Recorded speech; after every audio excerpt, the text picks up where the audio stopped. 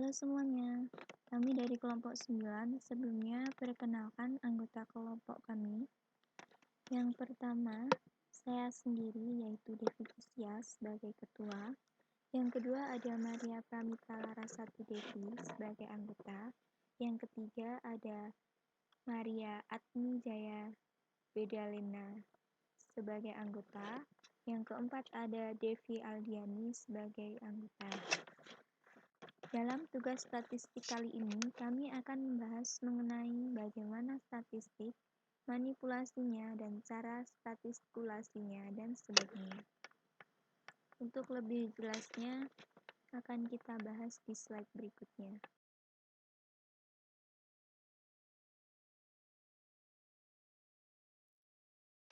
Bab 9, yaitu bagaimana statistik.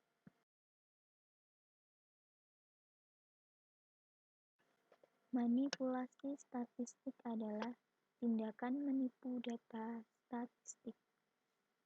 Dalam statistik, ada dua hal yang perlu diingat menurut buku ini, yaitu distori data statistik dan manipulasinya.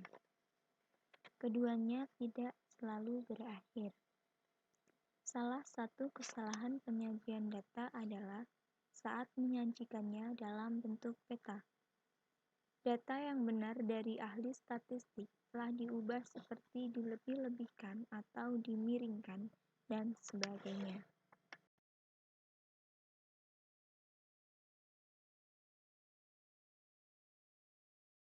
Mengapa peta? Karena peta menyajikan beberapa variabel dan dapat dihilangkan atau dapat digunakan untuk mengisi data. Dengan itu, data yang salah akan disajikan. Peta bisa digunakan di negara yang wilayahnya besar, namun jumlah penduduknya sedikit, sehingga pendapatannya rendah. Contohnya pada buku ini yaitu di Amerika Serikat. Dengan mengambil contoh manipulasi statistik dengan gambar peta yang menampilkan bayangan gelap gaya barat dan gaya timur.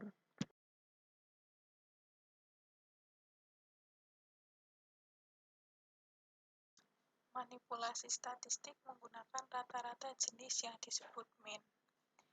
Dalam keadilan bagi ahli statistik Russell Sage yang dapat dianggap tidak bersalah karena ingin menipu, Russell membuat gambaran bahwa mereka tertarik untuk membuat gambaran memberi daripada mendapatkan. Karl Marx tidak segan-segan mencapai aura presisi palsu dengan cara yang sama. Dalam menghitung tingkat nilai lebih di sebuah penggilingan, dia memulai dengan kumpulan asumsi, tebakan, dan angka bulat yang sangat bagus. Kajian tenaga kerja bulanan Departemen Tenaga Kerja Amerika Serikat pernah menyatakan bahwa tawaran pekerjaan paruh waktu rumah tangga dengan ketentuan untuk carver di Washington DC selama bulan tertentu 4,9% berada pada $18 seminggu. Selanjutnya, persentase ini ternyata hanya didasarkan pada dua kasus yang semuanya hanya 41 penawaran. Angka persentase apapun yang didasarkan pada sejumlah kecil nomor kasus yang mungkin menyesatkan. Lebih informatif berikan angka itu sendiri.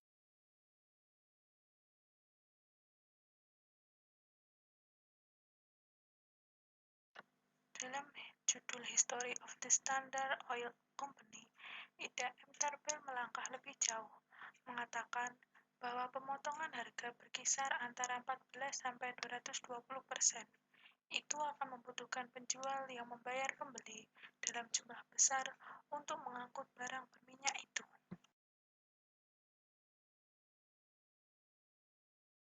Dalam menghitung persentase keuntungan, Anda memiliki pilihan metode, dan Anda diwajibkan untuk menunjukkan yang Anda gunakan.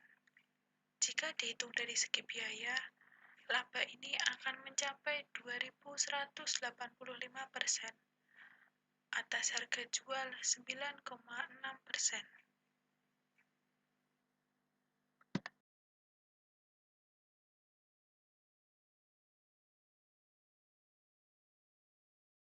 Kemudian untuk yang selanjutnya adalah bagaimana kebohongan dengan statistik.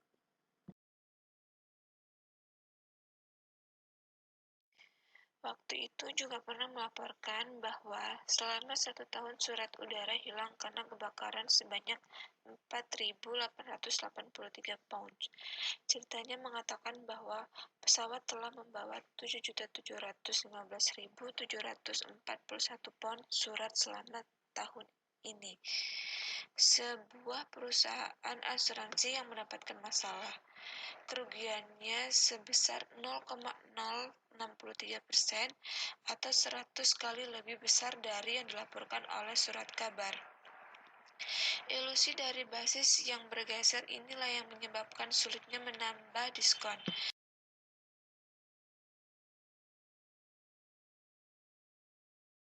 Ketika seorang pekerja perangkat keras menawarkan daftar diskon 50% dan 20%, yang dia maksud bukan diskon 70%.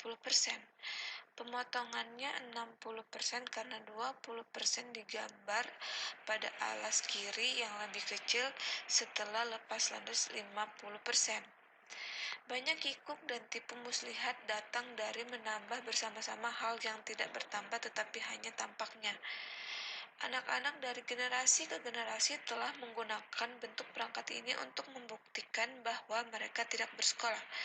Anda mungkin mengingatnya, dimulai dengan 365 hari dalam setahun, Anda dapat mengurangi 122 untuk sepertiga waktu yang Anda habiskan di tempat tidur, dan 45 lagi untuk 3 jam sehari yang digunakan untuk makan. 198 sisanya, ambil 90 untuk liburan musim panas dan 21 untuk liburan Natal dan Paskah. Hari-hari yang tersisa bahkan tidak cukup untuk menyediakan hari Sabtu dan Minggu. Trik yang terlalu kuno dan jelas untuk digunakan dalam Sergius Busides. Tetapi United Automobile Workers bersikeras dalam majalah bulanan mereka, Ammunition, bahwa amunisi masih digunakan untuk melawan mereka.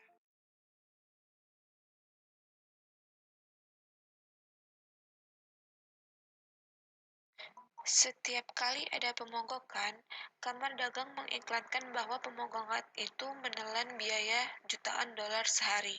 Mereka mendapatkan angka itu dengan menjumlahkan semua mobil yang akan dibuat jika para pekerja bekerja penuh waktu. Mereka menambah kerugian bagi pemasok dengan cara yang sama. Segala kemungkinan ditambahkan, termasuk ongkos jalan raya dan kerugian pedagang dalam penjualan. Gagasan yang sama dan anehnya bahwa presentasi dapat dijumlahkan digunakan untuk melawan penulis.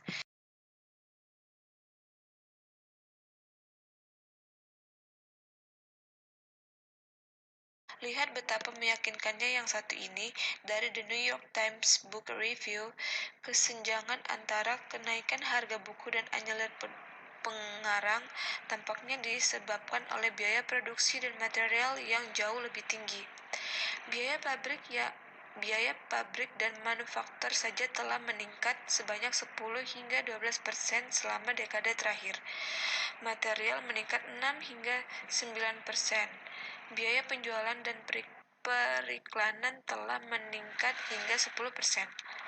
Peningkatan gabungan menambahkan hingga minimal 33% atau untuk satu perusahaan dan hampir 40% untuk beberapa rumah yang kecil. Sebenarnya, jika setiap item yang membentuk biaya penerbitan buku ini telah meningkat sekitar 10%, total biaya pasti juga naik sekitar proporsi itu. Logika yang memungkinkan penambahan presentasi tersebut meningkat bersama bisa.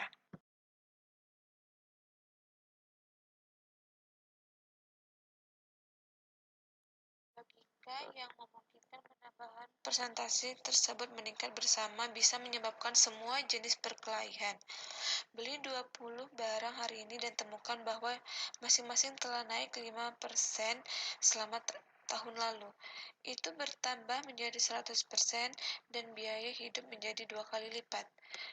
Sedikit mirip dengan kisah pedagang pinggir jalan yang diminta menjelaskan bagaimana dia bisa menjual kelinci sandwich dengan harga murah.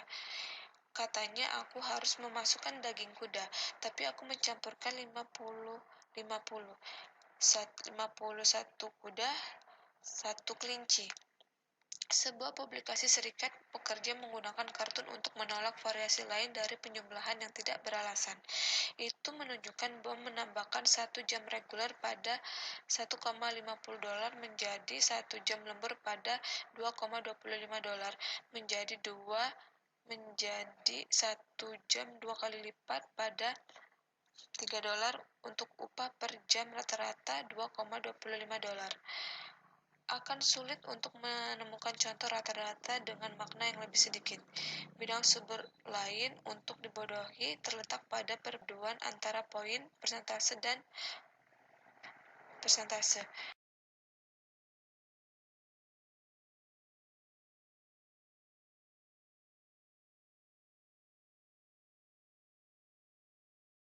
Jika keuntungan Anda harus naik dari 3% pada intervensi 1 tahun menjadi 6% pada tahun berikutnya, Anda dapat membuatnya terdengar cukup sederhana dengan menyebutkan sebagai kenaikan 3% dengan validitas yang sama. Anda dapat menggambarkannya sebagai peningkatan 100%. Untuk penambahan longgar dari pasangan yang membingungkan ini, perhatikan terutama pada jajak pendapat publik. Ketika Anda diberitahu bagaimana Johnny berdiri dibandingkan dengan teman sekelasnya dalam aljabar atau beberapa bakat, angka tersebut mungkin berupa persentil. Itu berarti pangkatnya di setiap 100 siswa. Hal yang aneh tentang persentil adalah bahwa siswa dengan peringkat 99 persentil mungkin sedikit lebih unggul daripada siswa yang memiliki nilai 90, sedangkan siswa yang berada di persentil 46 dan 60 mungkin berprestasi hampir sama. Ini berasal dari kebiasaan yang dimiliki oleh begitu banyak karakteristik untuk mengelompokkan rata-rata mereka sendiri, membentuk kurva lonceng normal yang kami sebutkan di bab awal.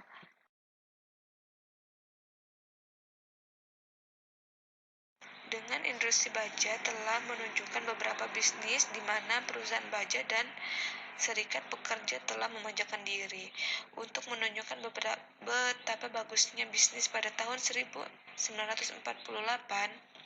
Serikat pekerja membandingkan produktivitas tahun itu dengan tahun lain. Intinya adalah bahwa begitu banyak pekerja yang bekerja paruh waktu pada tahun sebelumnya sehingga pendapatan mereka pasti akan meningkat meskipun tingkat upah tidak naik sama sekali. Majalah Time terkenal karena keunggulan grafisnya yang konsisten. Diterbitkan Bagan yang merupakan contoh lucu tentang bagaimana statistik dapat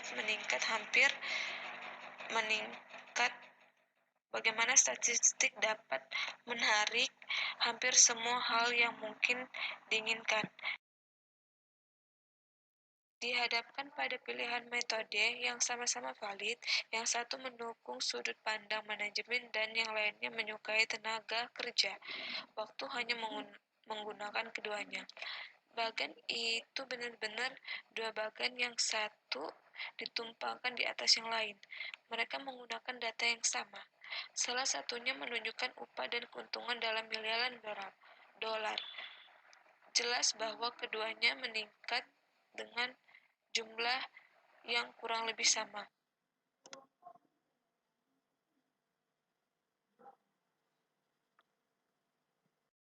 Dan upah yang terlibat mungkin 6 kali lebih banyak dolar daripada keuntungan. Tampaknya tekanan inflasi yang besar berasal dari upah. Bagian lain dari bagian ganda menyatakan perubahan sebagai persentase kenaikan. Garis keuntungan melesat ke atas dengan tajam.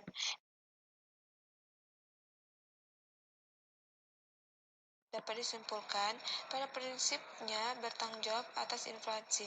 Anda bisa mengambil kesimpulan pilihan Anda, atau lebih baik lagi Anda dapat dengan mudah melihat bahwa tidak ada elemen yang dapat dengan tepat dikenali sebagai yang bersalah. Kadang-kadang merupakan layanan yang substansial untuk menunjukkan bahwa subjek dalam kontroversi tidak terbuka dan tertutup seperti yang terlihat.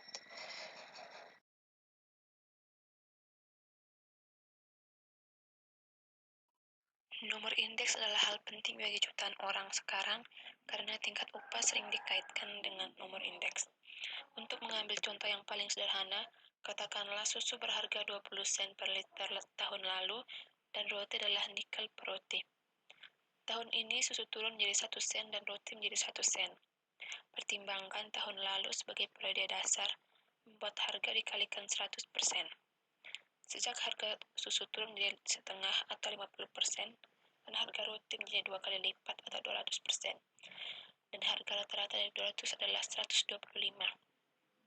Jadi harga telah naik 25%.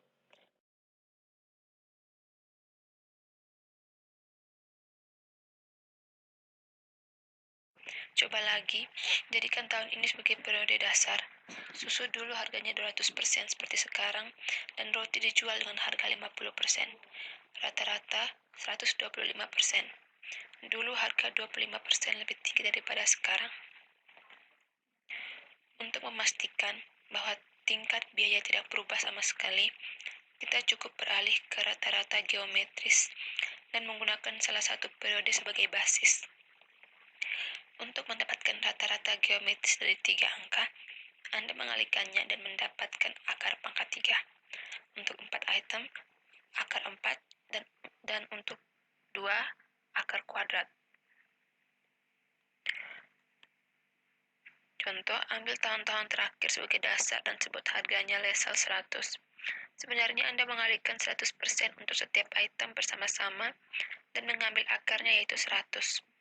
Untuk tahun ini, susu menjadi 50% dari tahun lalu, dan roti dengan 200%, kalikan 50 dengan 200 untuk mendapatkan 10.000. Akar kuadrat yang merupakan rata-rata geometris adalah 100, jadi harga tidak naik atau turun.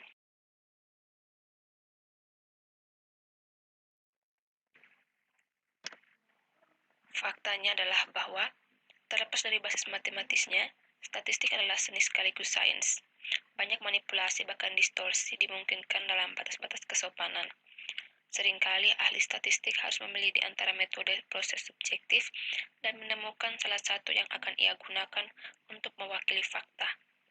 Dalam praktik komersial, dia hampir tidak mungkin memilih metode yang tidak menguntungkan, yang menyebut produk sponsornya tipis dan murah, padahal dia juga bisa mengatakan ringan dan ekonomis.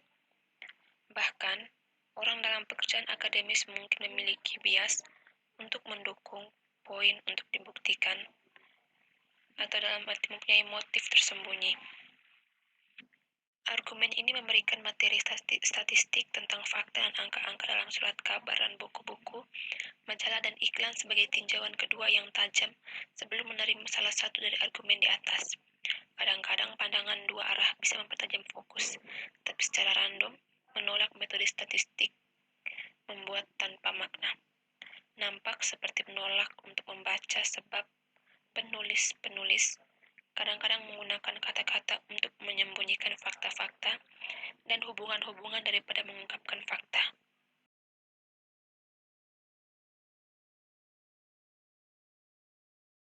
Demikian presentasi dari kelompok 9 mengenai bagaimana itu statistik.